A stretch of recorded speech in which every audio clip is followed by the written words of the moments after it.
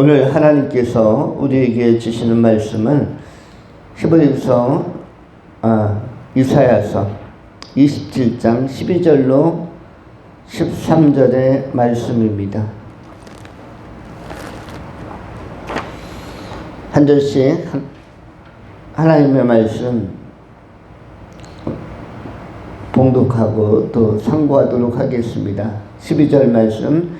너희 이스라엘 자손들아, 그날에 여호와께서 창이라는 하수에서부터 애굽 시내까지 과실을 떠는 것 같이 너희를 하나하나 모으시리라. 그날에 큰 나팔을 불리니 아수르 땅에서 멸망하는 자들과 애굽 땅으로 쫓겨난 자들이 돌아와서 예루살렘 성산에서 여호와께 예배하리라. 아멘. 오늘은 두 가지로 하나님의 말씀을 전하겠습니다. 전체 제목은 주만 의뢰하는 사람들, 그리고 먼저 생각하는 것은 과실을 떠는 것 같이, 과실을 떠는 것 같이. 두 번째, 돌아와서 예배하리라. 돌아와서 예배하리라.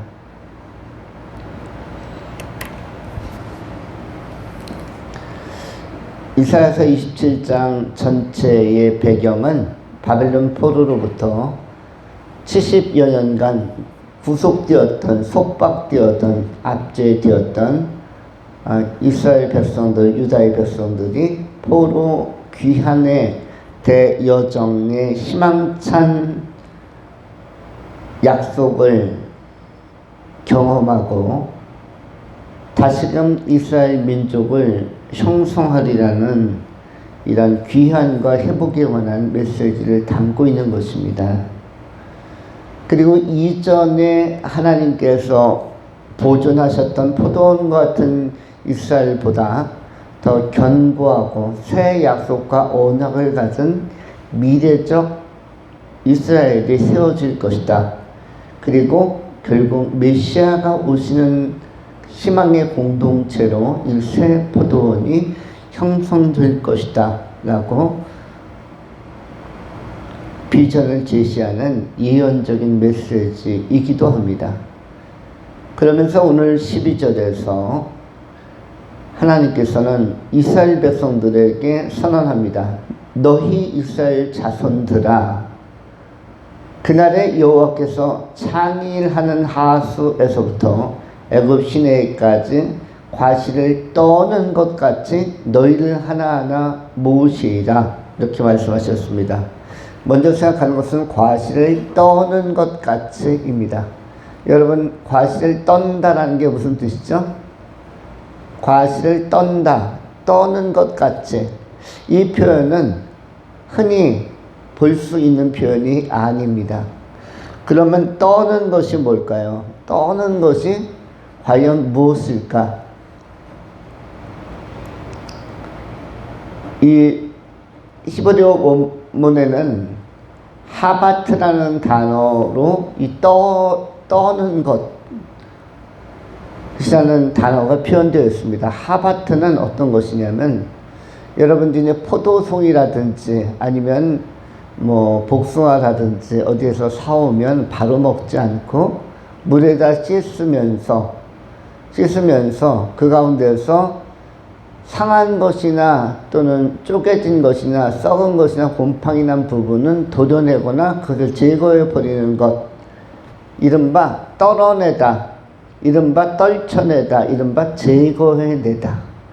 불결한 부분이라든지 아니면 모난 부분이라든지 상한 부분이라든지 흠결이 있는 부분, 해가 되는 부분, 이런 것들을 제거하고 골라내는 작업을 떠는 작업이라고 하는 것입니다.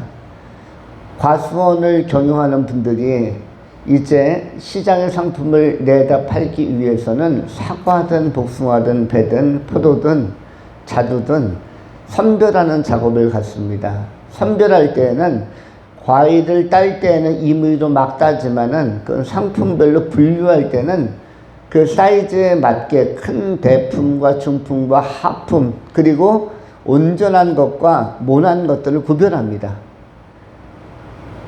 참외도 마찬가지고 수박도 마찬가지입니다. 이것은 어업을 하시는 분들이 물고기를 잡아도 마찬가지입니다.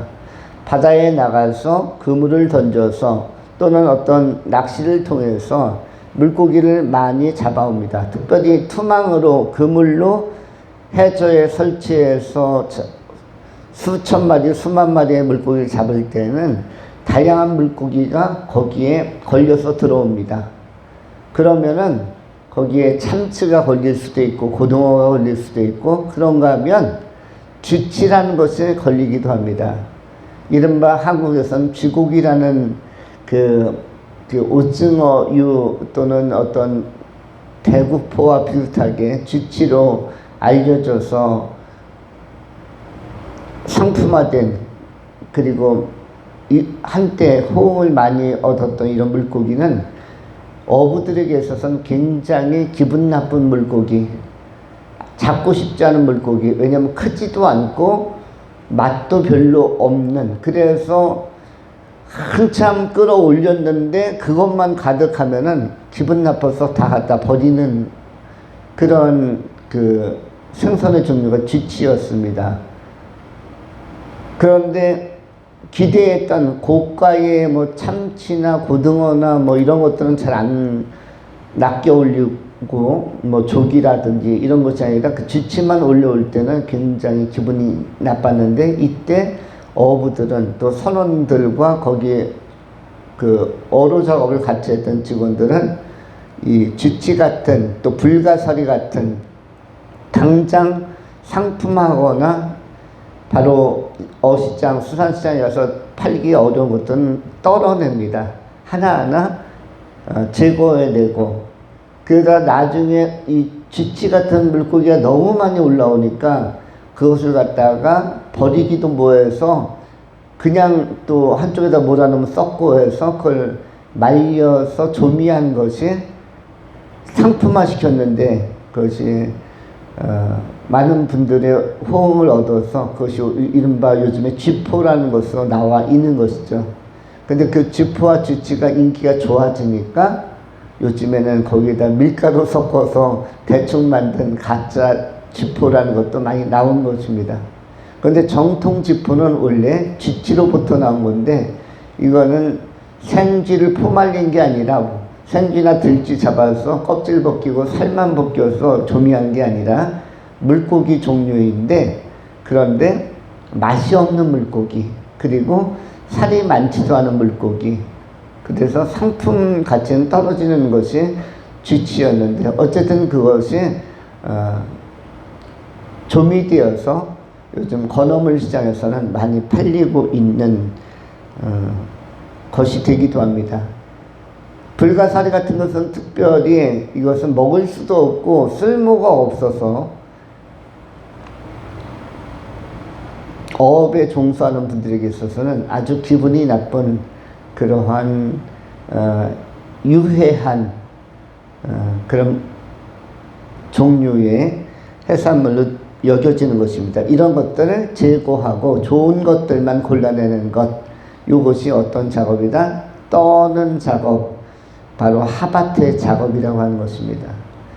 포도도 그냥 파는 게 아닙니다. 그 중에서 썩은 것 그리고 상한 것들은 전전가위라든지 어떤 그 제거하는 것을 통해서 다 잘라내고 끊어내고 떨어내고 나서 쌩쌩한 것만 상품화해서 이렇게 포장을 잘해서 판매하게 되는 것입니다.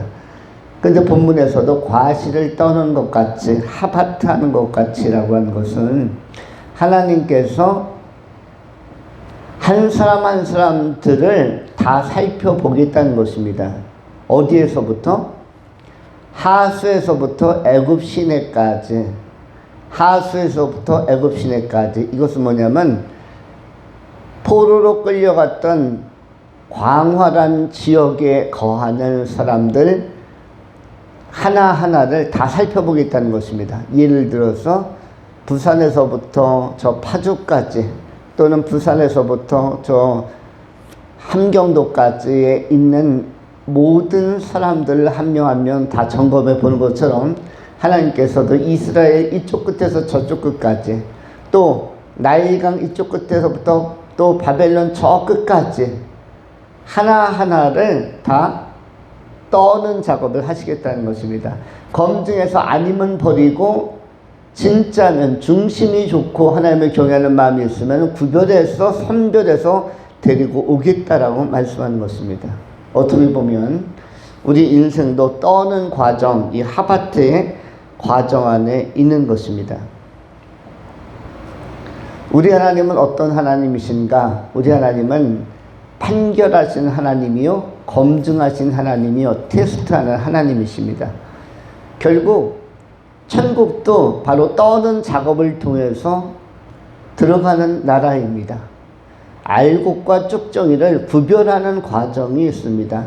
키에다가 올려놓고 알곡과 쭉정이를 한 번에 다 올려놓고 들썩들썩 하면서 이렇게 어떤 부채질 하듯이 들썩들썩 들었다 놨다 하면서 떠는 과정을 갖는 것입니다. 인생에서 어려움도 있고 고난도 있는 것은 바로 이 떠는 과정, 하바테의 과정을 통해서 알곡과 쭉정이를 구별하는 것이고 알곡과 가라지를 구별해내는 것입니다. 그 구별해내는 데 있어서는 떠는 과정이 꼭 필요한데 그것이 바로 고난이 될 수도 있고 연단이 될 수도 있는 것입니다. 알곡은 어려움 속에서도 더 안으로 잘 잡고 하나님 앞에 위치를 잡고 자세를 잡고 하나님 앞에 더 겸비해지는 것입니다. 우리 하나님이야말로 아주 훌륭하신 유일하신 재판관이 되시는 것이죠. 여러분 세상에 있는 많은 직업 가운데서 제일 높은 직업이 뭔지 아시죠? 세상에 있는 직업 가운데서 가장 최상위의 직업이 무엇입니까? 모든 직업 가운데 제일 압도적인 직업이 뭐죠? 요즘에 그 사자 들어가면 저보다 좋은 직업이라고 하죠. 사자. 그 중에서도 뭐가 있습니까? 뭐 예를 들어서 사자가 여러 가지가 있겠지만 의사, 변호사 뭐 이런 사자 들어가는 것이 있죠. 그런데 그것보다도 더 높은 게 있다고 하죠. 뭐가 제일 높다고 하죠? 판사가 제일 높다고 하죠. 대한민국과 전 세계 속에서 제일 높은 직업이 있다면 한 가지만 꼽으라면 그게 뭐다?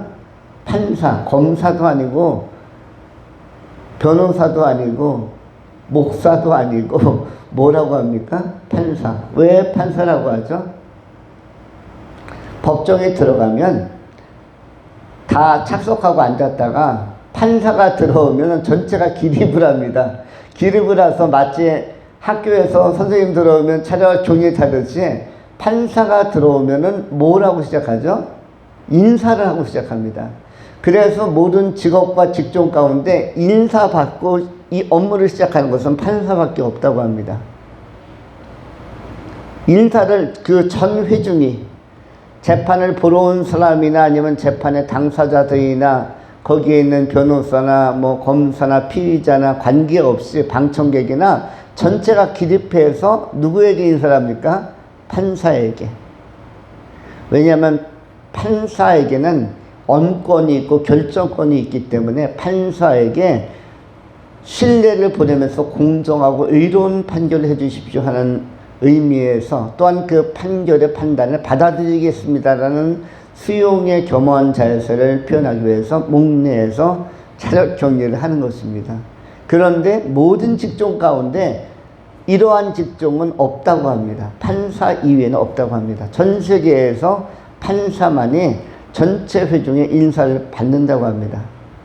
목사님들도 인사받고 예배를 시작하지 않습니다. 전체가 일어나서 예배하기 전에 목사님께 인사 이렇게 하고 시작하지 않고 우리는 그냥 평범하게, 또 병원에 가서 진료받을 때도 의사 선생님에게 전체가 일어나서 기립해서 인사하고 나서 이렇게 진료받는 게 아니라 뭐 그냥 받는 것이 아유 아파요 뭐 잘 좀 고쳐주세요 하면서 그냥 시작하는 거죠. 그런데 판사는 인사를 받고 시작합니다. 무엇 때문이죠? 결정권 때문에. 그런데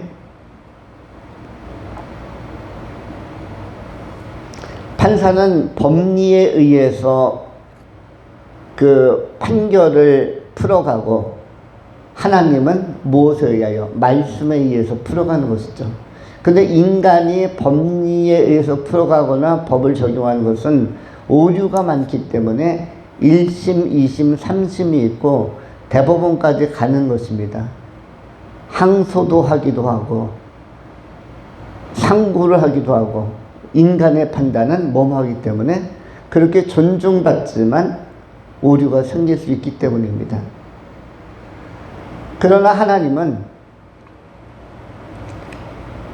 세상의 판사와 같지 아니하고 가장 완벽하고 완전한 상태로 하나님의 말씀에 의해서 진리로 판단하시는 분이십니다.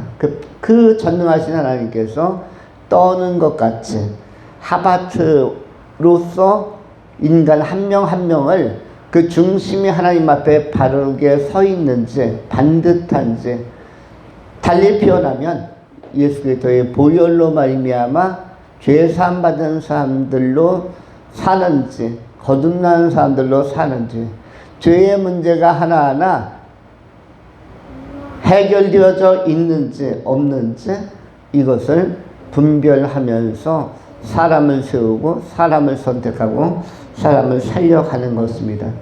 이스라엘 백성 가운데서 바벨론 포로로부터 귀환된 이 백성들을 주님은 떠는 것 같이 하나하나 검증하여 세우시고, 검증하여 세운 백성들이 다시금 새로운 미래를 꿈꾸는 공동체로 살아갈 수 있도록 회복의 기회를 주신다고 오늘 약속하고 있는 것입니다. 우리도 이 자리에 있는 사람들이며 이 지상에서 살지만은 바로 떠는 과정을 통해서 과실을 가지고 앞과 뒤를 보고 속과 겉을 보면서 썩었는지 안 썩었는지, 상했는지 안 했는지를 자세히 들여다보면서 튼실하고 그리고 충실한 이 열매들을 하나하나 구별하여서 하나님께서 곳간에 드리고 하나님의 천국에 인도한다는 것을 약속하는 말씀입니다. 우리 모두가 하나님 앞에 검증되고 구별되어서 하나님의 영광 앞에 다 설 수 있는 떠는 과정을 넉넉히 통과하고, 이 세상에서의 떠는 과정에서의 고난과 시험도 잘 극복하고 이겨내는 귀한 승리자들이 되실 수 있기를 축원합니다. 두 번째로 돌아와서 예배하라. 13절 말씀, 그날에 큰 나팔을 불리니 아수르 땅에서 멸망하는 자들과 애굽 땅으로 쫓겨난 자들이 돌아와서 예루살렘 성산에서 여호와께 예배하리라. 그날에는 어떤 날입니까? 하나님의 섭리와 계획 안에서 포로 귀환을 결정한 날. 그리하여 각 지역마다 쫓겨났던 사람들, 때로는 아수르 땅에서 또는 애굽 땅으로 쫓겨났던 사람들, 아수르로 가서 포로 되어서 멸망하는 사람들과 애굽 땅에서 신음하던 사람들, 쫓겨난 사람들, 소외된 사람들이 다 돌아와서 회복이 될 것이다 라고 말씀합니다.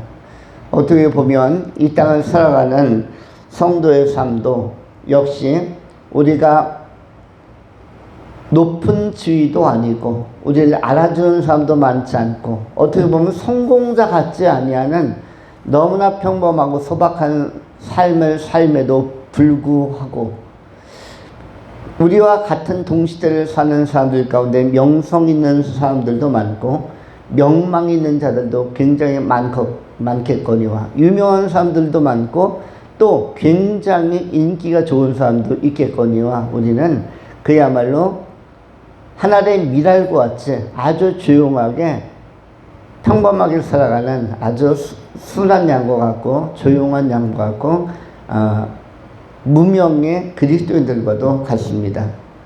그러나 하나님께서는 그러한 사람들을 나팔을 불며 모을 것이다라고 말씀합니다. 그리고 한 사람 한 사람을 회복함으로 말미암아 돌아와서, 오늘 본문에서는 예루살렘이라는 하나님의 약속의 땅으로 돌아와서 있지만 결국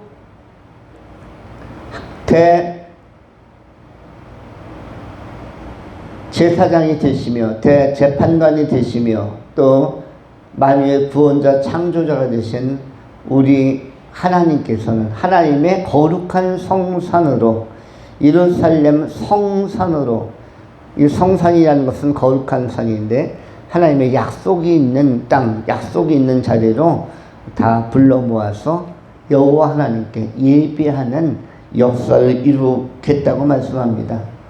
결국 지상적으로 성산은 교회가 되는 것이고, 세상 속에서 하나하나 어둠 속에서, 영적인 어둠이든 사회적 어둠이든 어둠 속에 있었던 사람들이 하나하나 회복되어서 돌아와서 예배하게 되는 것이고, 결국 이러한 사람들이 영원한 성산, 그리고 영원한 성산의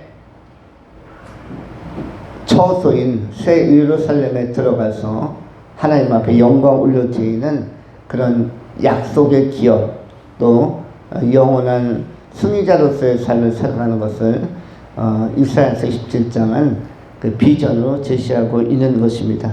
오늘 우리가 성산으로 돌아와서 예배하는, 그리고 하나님을 찬미하고 하나님을 알아가는 이 기쁨으로 충만한, 그리고 영원한 승리자들, 하나님 앞에 선택받고 하나님 앞에 부름받은 귀한 종들로 남은 생에 건강하고 그리고 활기찬 자의식을 가지고 하나님께서 성산으로 불러주셨고 성산으로 인도하셨고 하나님의 영원한 성산인 천국에서 우리와 더불어 영원히 함께 사실 것을 약속하신 언약이라는 사실을 기억하면서 영광의 나라 천국, 그 거룩한 예루살렘 도성을 향해서 정진해 가는 회복되어진 하나님의 귀한 예배자들, 부름받고 선택받은 승리자들이 되실 수 있기를 축원합니다. 기도하겠습니다.